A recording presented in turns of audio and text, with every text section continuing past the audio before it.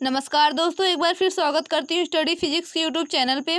Friends, आज की इस वीडियो में हम क्लास 11th का एक टॉपिक यांत्रिक ऊर्जा संरक्षण कवर करने जा रहे हैं। तो चलिए फ्रेंड्स स्टार्ट करते हैं। तो यांत्रिक ऊर्जा संरक्षण के लिए व्यंजक प्राप्त करने के लिए हम मान लेते हैं कि m द्रव्यमान का कोई पिंड है जो पृथ्वी तल से h ऊंचाई पर रखा हुआ है। तो m द्रव्यमान का कोई पिंड है जो पृथ्वी तल से h ऊंचाई पर रखा हुआ है। इसकी यांत्रिक ऊर्जा का अध्ययन हम 3 बिंदुओं के आधार पे करेंगे।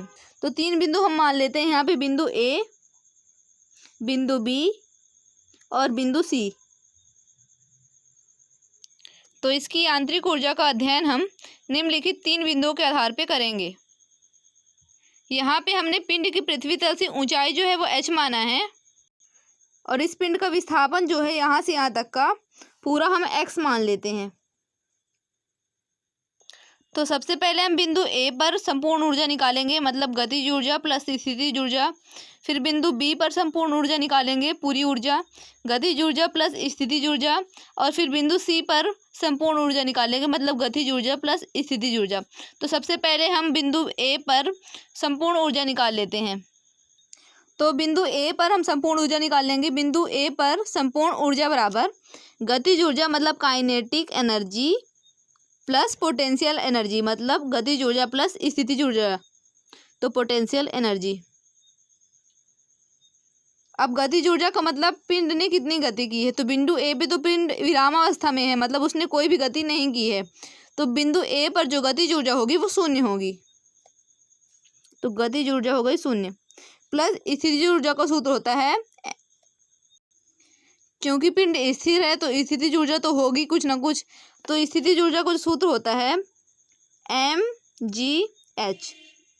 तो यहाँ पे हम स्थितिज ऊर्जा का सूत्र लिख लेंगे, क्योंकि यहाँ पे पिंड स्थिर है तो उसकी स्थितिज ऊर्जा होगी mgh। तो टोटल आ जाएगी, संपूर्ण ऊर्जा आ जाएगी 0 + mgh बराबर mgh। मतलब बिंदु ए पर संपूर्ण ऊर्जा आ गई mgh। इसको दे देते हैं समीकरण 1। अब निकाल लेते हैं बिंदु बी पर संपूर्ण ऊर्जा। अब यहाँ पर हम मान लेते हैं कि जो बिंदु बी पर पिंड है वो x दूरी तय करके पहुंचा है और जो पिंड का वेग है वो v रहा होगा, मतलब v वेग से x दूरी तय करके पहुंचा है बिंदु a से लेकर बिंदु b तक पिंड। तो v वेग होगा और विस्थापन x होगा। यहाँ पे वेग और विस्थापन की बात हो रही है तो वेग विस्थापन संबंध निकालेंगे। पर सबसे पहले संपूर्ण ऊर्जा निकालने के लिए यहाँ पे निकालेंगे पहले गतिज ऊर्जा। तो गतिज ऊर्जा निकालने के लिए पहले हम निकालेंगे, अब हमें पता है गतिज ऊर्जा होती है E के बराबर ½ mv²। तो यहाँ पे हमें v² का मान चाहिए। v² का मान निकालने के लिए हम लिखेंगे यहाँ पे वेग विस्थापन संबंध, वेग विस्थापन संबंध से। तो वेग विस्थापन संबंध में v² का मान आ जाएगा, v² बराबर होता है u² + 2as। तो v² बराबर हो जाएगा u², यहाँ पे प्रारंभिक वेग शून्य होगा तो शून्य का स्क्वायर प्लस 2a, और यहाँ पे हमने विस्थापन x माना है इसलिए यहाँ पे विस्थापन हो जाएगा x। तो v² बराबर हो जाएगा 2ax, क्योंकि 0 का स्क्वायर करेंगे तो 0 ही आएगा। तो यहाँ पे हमने v² का मान निकाल लिया है। अब हम v² का मान यहाँ पे पुट रख देंगे तो यहाँ पे गतिज ऊर्जा आ जाएगी। तो ½ mv² में हम v² का मान रख देते हैं। गतिज ऊर्जा में काइनेटिक एनर्जी का सूत्र होता है ½ mv²। तो यहाँ पे v² का मान रख देंगे 2ax। तो ½ × m जाएगा 2ax। v² का मान रख दिया, यहाँ से 2 से 2 कैंसिल हो जाएगा तो बन जाएगा m a और x। चूँकि यहाँ पे पिंड जो है तो गुरुत्व पे रखा हुआ है इसलिए त्वरण में एक स्थान पे g का प्रयोग करेंगे। तो यहाँ पे हो जाएगा mgx। तो यहाँ पे काइनेटिक एनर्जी की वैल्यू आ गई ke बराबर mgx। अब यहाँ पे हम काइनेटिक एनर्जी के स्थान पे mgx रख देंगे और पोटेंशियल एनर्जी, यहाँ पे हमने बिंदु बी पर संपूर्ण ऊर्जा निकालने के लिए गतिज ऊर्जा जो है काइनेटिक एनर्जी निकाल ली है। अब हम पहले स्थितिज ऊर्जा निकालेंगे, फिर दोनों को जोड़ देंगे जिससे संपूर्ण ऊर्जा आ जाएगी। तो हम निकाल लेते हैं बिंदु बी पर पहले स्थितिज ऊर्जा। तो हमें पता है स्थितिज ऊर्जा का सूत्र होता है mgh। तो चूंकि यहाँ पे जो है तो हमने ए से बी तक की दूरी x माना है, ए से बी तक की दूरी हमने x माना है, और संपूर्ण जो है पिंड की ऊंचाई जो है h है। तो पिंड जो है पृथ्वी तल से h ऊंचाई पर रखा हुआ है, और यहाँ पे हमने बिंदु बी पर आने तक की वेग वो जो दूरी है वो x माना था। तो बिंदु बी तक की ऊंचाई हो जाएगी h माइनस एक्स, मतलब यहाँ से बिंदु बी की यहाँ तक की ऊंचाई हो जाएगी h माइनस एक्स। तो यहाँ पे हम निकाल रहे हैं बिंदु बी पर स्थितिज ऊर्जा। तो m वैसे ही रहेगा, द्रव्यमान गुरुत्वीय त्वरण वैसे ही रहेगा, और h मतलब ऊंचाई है, ऊंचाई के स्थान पे हम रख देंगे h माइनस एक्स, क्योंकि अभी हमने निकाला है कि जो पृथ्वी तल से ऊंचाई है बिंदु बी की वो जो है h माइनस एक्स है। तो ये हो जाएगा एम जी एच, इसका h से इंटू होगा और एम जी का x से इंटू होगा, एम जी एक्स। तो ये हो गई बिंदु बी पर स्थितिज ऊर्जा। हमने बिंदु बी पर गतिज ऊर्जा निकाल ली। ये हो गई बिंदु बी पर गतिज ऊर्जा, और ये हो गई बिंदु बी पर स्थितिज ऊर्जा। अब हम दोनों ऊर्जाओं को जोड़ लेंगे तो आ जाएगी बिंदु बी पर संपूर्ण ऊर्जा। तो बिंदु बी पर संपूर्ण ऊर्जा निकालने के लिए हमें गतिज ऊर्जा और स्थितिज ऊर्जा को जोड़ना पड़ेगा। गतिज ऊर्जा भी हमने निकाला है, गतिज ऊर्जा है काइनेटिक एनर्जी बराबर mgx। तो ये हो गया गतिज ऊर्जा mgx प्लस स्थितिज ऊर्जा है mgh। ये ऊपर दी हुई है स्थितिज ऊर्जा, तो हम उसे रख लेंगे वैसे ही mgh माइनस mgx। तो यहाँ पे प्लस का mgx है और यहाँ पे माइनस का mgx है, तो ये कैंसिल हो जाएगा। तो यहाँ पे आ जाएगी संपूर्ण ऊर्जा आ जाएगी mgh। तो यहाँ पे भी संपूर्ण ऊर्जा mgh आ गई, इसे समीकरण 2 बोल देंगे। तो हमने अभी तक निकाला है बिंदु ए पर संपूर्ण ऊर्जा और बिंदु बी पर संपूर्ण ऊर्जा। हम देख सकते हैं बिंदु ए पर भी संपूर्ण ऊर्जा जो आई थी वो mgh आई थी, और बिंदु बी पर भी जो है संपूर्ण ऊर्जा वो mgh आई है। अब हम निकाल लेते हैं बिंदु सी पर संपूर्ण ऊर्जा।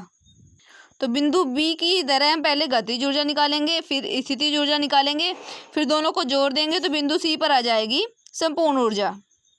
तो बिंदु बी पर जो है बिंदु सी पर पिंड जो है पूरा विस्थापन तय करके पहुंचता है। तो यहाँ पे भी हो जाएगा वेग विस्थापन संबंध। तो बिंदु सी पर पिंड पूरा विस्थापन तय करके पहुंचता है। तो बिंदु सी पर जो है वेग विस्थापन संबंध है v स्क्वायर बराबर u स्क्वायर प्लस 2as। यहाँ से हम भी v स्क्वायर का मान निकाल लेंगे जैसे हमने बिंदु बी पर निकाला था।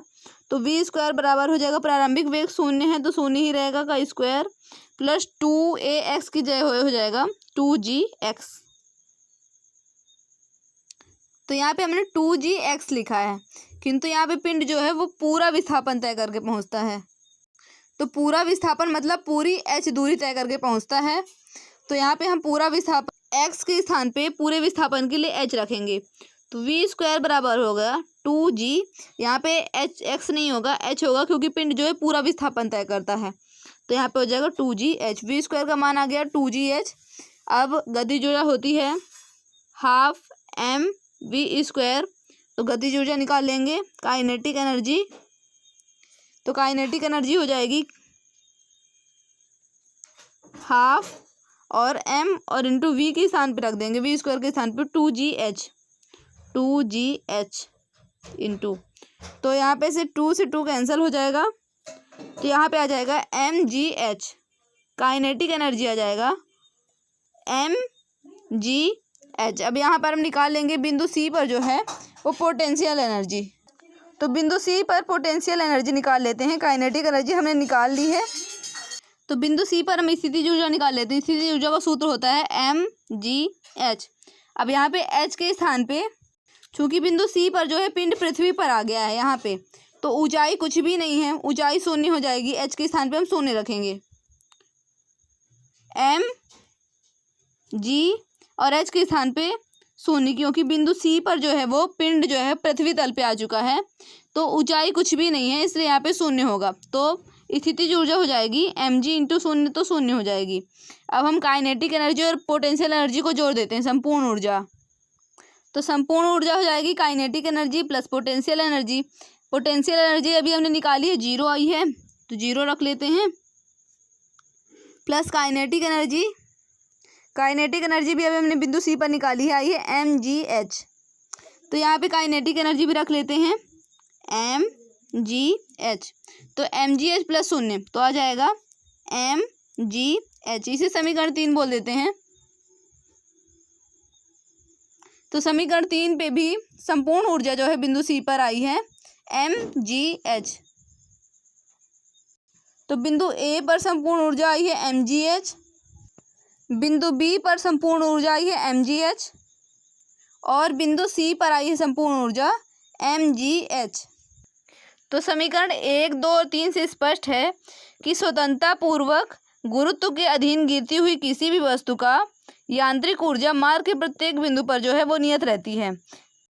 मतलब यदि कोई भी पिंड स्वतंत्रता पूर्वक जो है तो गुरुत्व के अधीन गिर रहा है, तो उसकी मार्ग के किसी बिंदु मतलब बिंदु ए पर, बिंदु बी पर और बिंदु सी पर जो संपूर्ण ऊर्जा है वो नियत है, निश्चित है कि संपूर्ण तीनों बिंदु पर जो है ऊर्जा जो है वो आई है mgh, जो नियत है। तीनों बिंदु पर ऊर्जा समान आई है और नियत आई है कि मतलब बिंदु ए पर, बिंदु सी पर, बी पर और बिंदु सी पर जो संपूर्ण ऊर्जा होगी वो mgh ही होगी, मतलब नियत होगी। तो फ्रेंड्स, आज की इस वीडियो में हमने यांत्रिक ऊर्जा संरक्षण पढ़ा। और अगर किसी पिंड को स्वतंत्रता पूर्वक गुरुत्व के अधीन छोड़ दिया जाए तो उसके बिंदु ए, बिंदु बी और बिंदु सी पर हमने या संपूर्ण ऊर्जा निकाली है और यांत्रिक ऊर्जा संरक्षण का व्यंजक प्राप्त किया है। और ये सिद्ध किया है कि अगर स्वतंत्रता पूर्वक हम किसी पिंड को गुरुत्व के अधीन छोड़ देते हैं तो उसके प्रत्येक बिंदु पर जो है उसकी संपूर्ण ऊर्जा जो होगी, यांत्रिक ऊर्जा जो होगी, नियत होगी। संपूर्ण ऊर्जा मतलब यांत्रिक ऊर्जा। फ्रेंड्स, अगर आपको वीडियो का PDF चाहिए तो डिस्क्रिप्शन में मेरे टेलीग्राम चैनल की लिंक है, उसे ज्वाइन करें। वहाँ पे सभी PDF और नोट्स उपलब्ध हैं। अगर आपको वीडियो अच्छा लगे तो वीडियो को लाइक करें, चैनल को सब्सक्राइब करें, बेल आइकॉन को प्रेस करें जिससे वीडियो के लेटेस्ट अपडेट आपको मिलते रहें। Thank you very much.